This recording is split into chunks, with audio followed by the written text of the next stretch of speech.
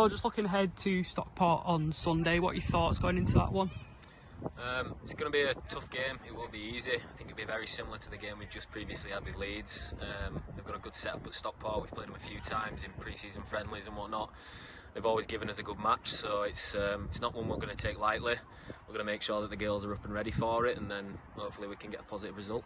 And having beaten Leeds on the opening day, obviously getting off to a successful start, what's the mood been like?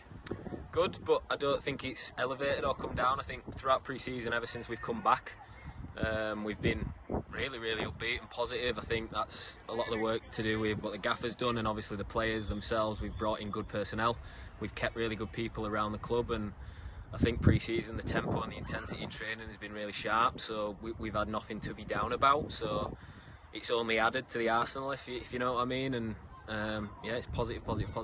Yeah, and Stockport themselves had a positive result, obviously a 3-0 win. What have you made of the league and the standard of it? I think we expected that with Stockport. Like I said, we knew we were a good setup, but we knew the league coming in would be a big challenge for us, despite being the team that's coming down.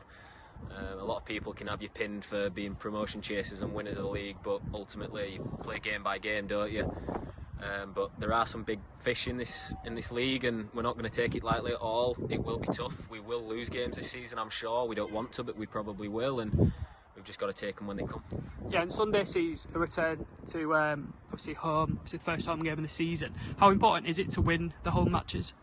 Massive, I think, because as the travelling team, it's always great to get away points and things like that, but obviously getting a feel for home, you play half of your league games there, and you've got to make it a bit of a fortress, and you've got to make it something that your players feel comfortable in. Last season we didn't really get that, but different reasons behind it, and we're hoping to change that this year, and hopefully we can make it a place that teams fear to come to. Yeah, and do you think that is something that we can turn into an advantage this season?